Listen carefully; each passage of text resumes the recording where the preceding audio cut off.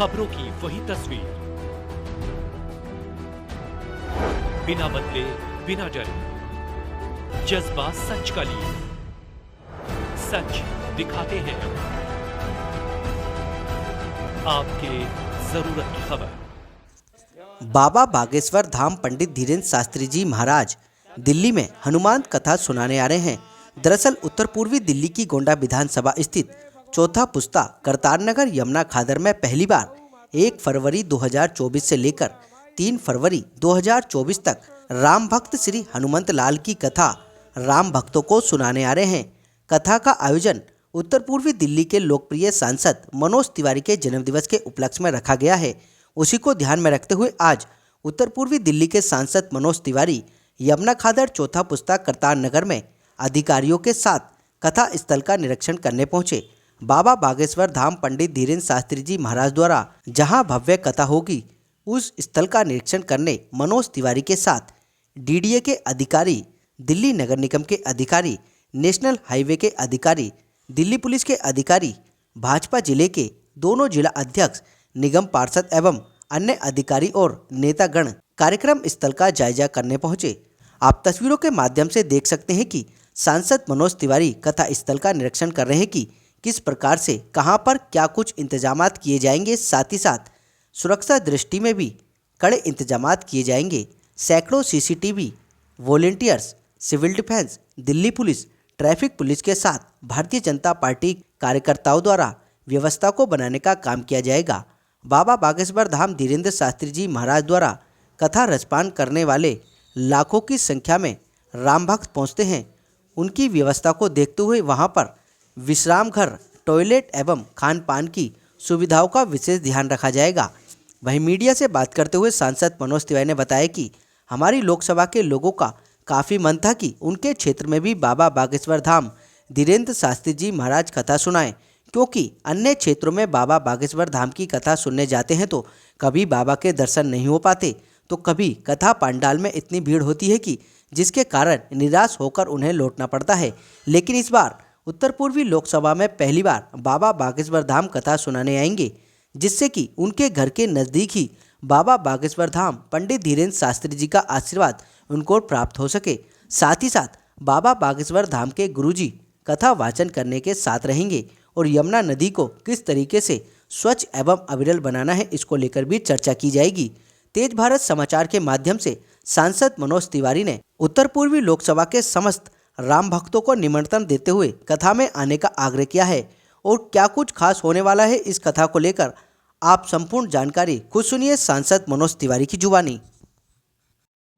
1, 2, 3 फरवरी ये 3 दिन यहाँ पे हम लोगों ने बागेश्वर धाम के पंडित धीरेन्द्र कृष्ण शास्त्री जी की कथा करा रहे हैं।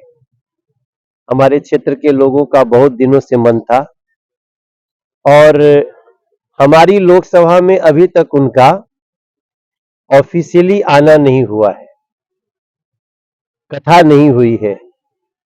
लोगों की बहुत चाहत है। मैं देख रहा था कोई बागेश्वर जाते हैं, कोई कहीं कथा हो रही है वहां जाते हैं, फिर कई लोगों को बहुत में निराश होकर के बिना दर्शन के, बिना मिले लौटते देखा है। तो हम सब ने प्लान किया कि हमारी लोकसभा में उनकी कथा होगी, श्री हनुमंत कथा, जिसमें जमुना जी की भी बातें होंगी, जमुना कथा भी होगी। जमुना जी उन्होंने खुद बागेश्वर धाम के गुरु जी ने ये कहा कि हम इस कथा में यमुना जी का इतिहास भी और वर्तमान परिस्थिति भी रखना चाहेंगे, ताकि एक प्रेरणा लेकर के यहाँ से हम जाएं कि इस यमुना जी को पूर्णतया स्वच्छता तक कैसे पहुंचाएं। ये सारी चीजें उसमें रहेंगी और उसकी तैयारी के लिए आज हम लोग इस जगह का निरीक्षण करने आए, अधिकारियों के साथ आए। वैसे तो कार्यक्रम में मेरा अनुमान है कि 7 से 8 लाख लोगों तक के आने की संभावना है और वो इसी जगह पे संभव हो सकता था। मुझे नहीं लगता कि दिल्ली में और भी कोई जगह है जो इस लक्ष्य को पूरा कर सके।